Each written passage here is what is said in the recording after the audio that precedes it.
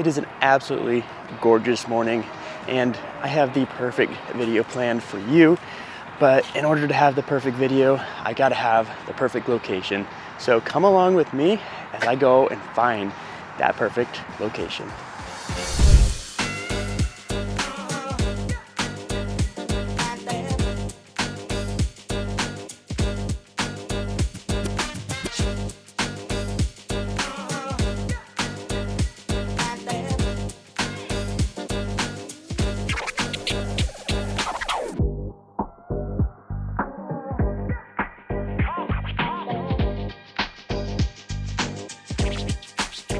So we have finally arrived, and what is the location? Well, it's the I-74 bridge, the pedestrian bridge right in between Bettendorf and Moline, which I thought was the perfect place because this video is all about the differences between Bettendorf and Moline, and what a better place to do it than right in between. You can see the Mississippi behind me. It is an absolutely beautiful morning. But let's really dive in and talk about the differences between Bettendorf, Iowa and Moline, Illinois. So let's start out with the size of each of the cities. So relatively speaking, they are fairly close to the same size. Moline is sitting at about 42,000-ish and Bettendorf is sitting at about 39. So relatively speaking, they are very, very close to the same size. But the thing that you'll notice if you do a quick Google search on population sizes is that Moline's size has actually been decreasing over the years and Bettendorf's size has actually been increasing. So I expect this to change in the next few years where Bettendorf is going to be the bigger city versus Moline. And as far as location goes, what does that actually look like? Well, Bettendorf is obviously on the Iowa side, and what the Iowa side has is the Mississippi River, and it goes northward because the Mississippi actually goes east and west in the Quad Cities, if you're not familiar with that. And Moline has the Mississippi on the north side, and it extends to the Rock River, which actually could be part of the reason that they're seeing a population decline. So what do I mean by that? Well, because Moline is kind of landlocked, it's got the Mississippi on one, the Rock River on the other, and then Rock Island, the city, to its west, and East Moline to its east. So there's really nowhere for Moline to expand and build. And you kind of see that with the infrastructure. There's not a ton of new builds going on there. A lot of the homes have been built in the 40s, 50s, 60s, 70s, even up into the 80s. And yes, there are still new homes being built, but it's not as prevalent as, say, Bettendorf, because Bettendorf starts in the Mississippi where the original town started, and it's been continually moving north with really no bounds except for maybe I-80, which I know they have plans to expand past I-80 in the coming future. So it just allows for more development to go on. It's a younger city compared to Moline, so it's really up and coming. And you can see that in the population trajectories, not just the population itself. If you do that quick Google search, like I said, you'll see the trend lines moving down for Moline and really trajectorying up for Bettendorf. Other things about location when it comes to Bettendorf and Moline, well, Moline actually has the Quad Cities International Airport in it, which is really pretty cool. And if you do a quick map search, you know, the furthest place from Moline to the Quad Cities International Airport is about 9-ish minutes if you're looking right at the river. On the contrasting side, Bettendorf, at its furthest point, you're looking at about 16 to 17 minutes, depending on where you're coming from. But it is that slight difference that gives the advantage maybe to Moline in location because you have easy access to the airport. And I'm not saying that it's not easy access for Bettendorf. It's just a quick drive across I-74, which I'm standing on right now. So it's easy access no matter where you're at, but Moline definitely does have that easier access because it's right in Moline itself. Now, what other things are different between Moline and Bettendorf? Well, the one topic that comes up a lot is really public transportation. Now, public transportation in Moline is fairly established. And you can see that in the amount of routes that it has. It has 13 routes. And when you compare that to Bettendorf, Yes, Bettendorf has public transportation, but they really only have 3 different routes, which is a huge stark difference when you're looking at a population size of about the same. Now, I know not everybody cares about public transportations, but there are some of my viewers out there that really do care about it. In fact, I'm working with one, Cynthia. She is absolutely set on public transportation, and for good reason, because she's gonna need it. So if it's important to you, just take that into consideration if you're looking at Bettendorf versus Moline.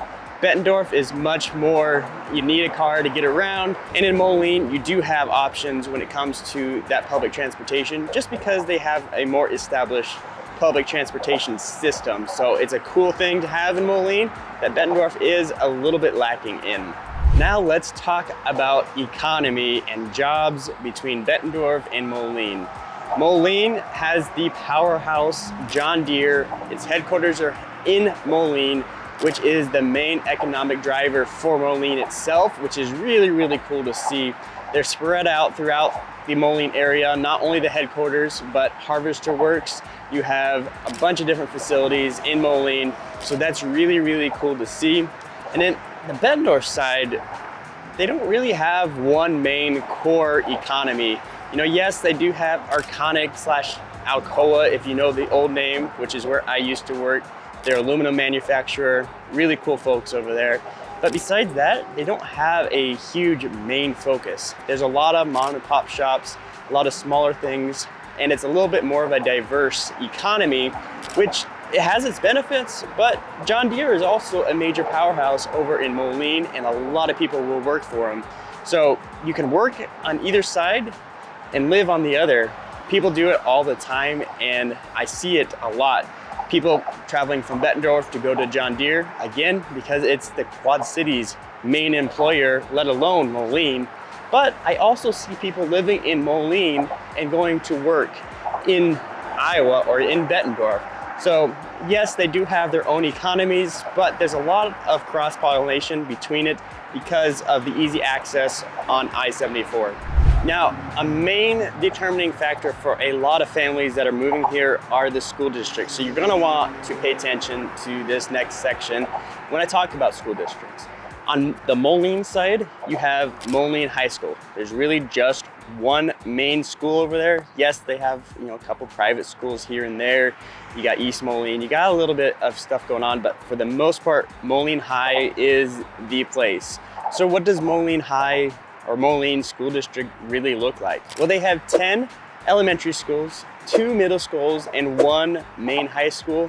They serve about 7,300 students. And if you're looking at it from a ranking perspective, they are ranked number 5 in the whole Quad Cities according to niche.com, and number 1 in Rock Island County, which is the county that Moline actually sits in. So it has a lot of stuff going for it. But now let's compare it to Bettendorf. Now, Bettendorf is a little bit of a different situation because Bettendorf, the city, actually has 2 main school systems within it. And those 2 main school districts are Pleasant Valley and Bettendorf.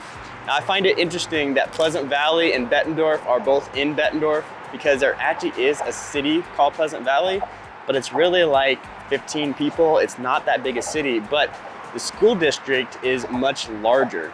It consists of 6 elementaries, 1 middle school, and 1 high school, and it serves about 5,700 students. And considering that the town of Pleasant Valley is so small, to have that big a school district is really quite something. So why is that? Well, Bettendorf is a part of it. Pleasant Valley, of course, is a part of it, but is also a part of LeClaire, which is just right down the road. And how does it actually do when you're looking at rankings? Well, when you're looking at rankings in the Quad Cities, according to niche.com, they are the number 1 school district in the Quad Cities. And not only that, if you look at a state level, they are number 1 in the entire state of Iowa. So people really, really want to get into Pleasant Valley because of how well ranked it is and the amount of students that are there. Even though Pleasant Valley is highly ranked, we also have the Bettendorf school districts. And what does that look like? Well, Bettendorf actually has 5 elementaries, 1 middle school, and 1 high school, and it serves about 4,600 students, which is smaller than Pleasant Valley, but Bettendorf is actually the city that holds the Bettendorf Community District.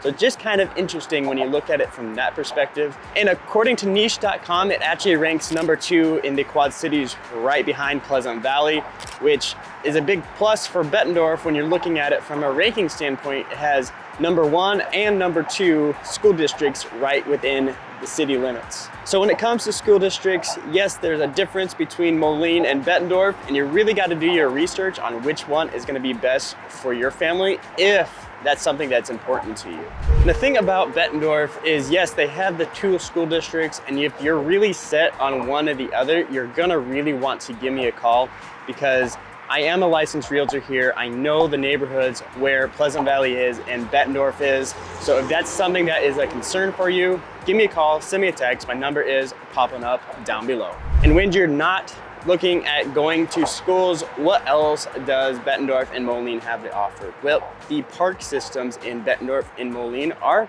fairly extensive. And what do I mean by that?